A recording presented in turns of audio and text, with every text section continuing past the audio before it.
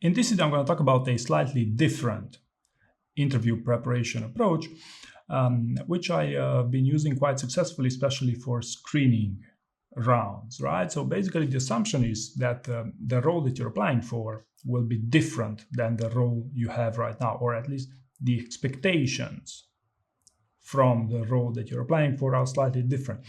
And the simplest example would be when going from a senior TPM for a principal TPM type of role.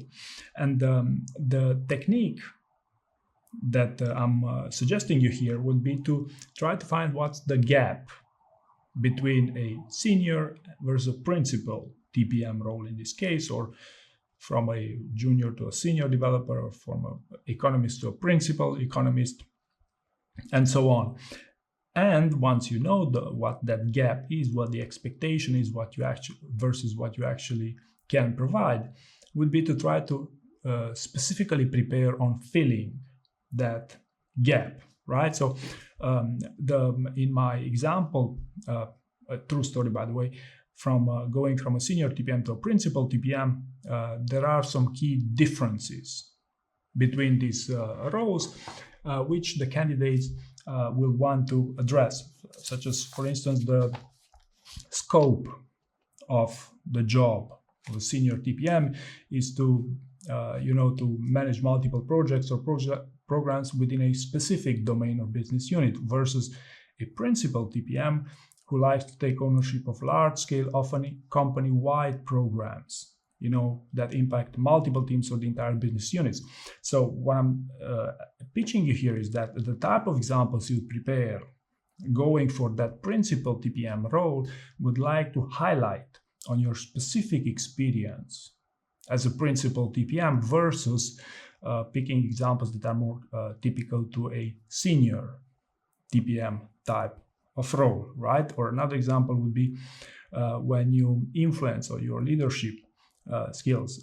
A principal TPM will likely talk about their experiences influencing VPs and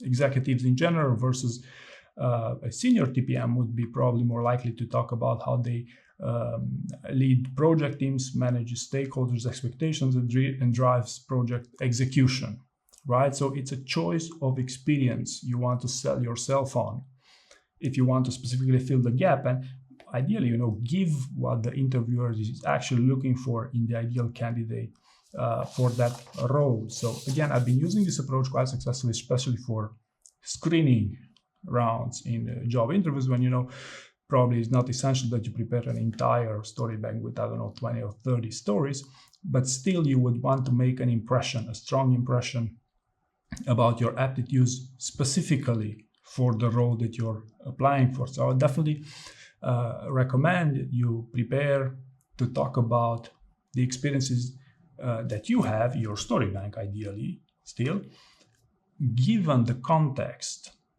of the role that you're interviewing for. And in my experience, 100% of the time, the role that you're applying for will not have the same word-for-word attributions as your current role. So the moment you try to address those specific concerns, in my opinion, you're significantly more likely to be successful, not just in screening rounds, by the way, but also in final interview rounds. Because if you already have a story bank, then you have more stories to pick from. And if you pick your stories even better in the context of a job that you're applying for, that's even better. However, again, this approach, as far as I've been testing it, seems to be working best in screening rounds. So I hope you found this useful, and thank you very much for watching.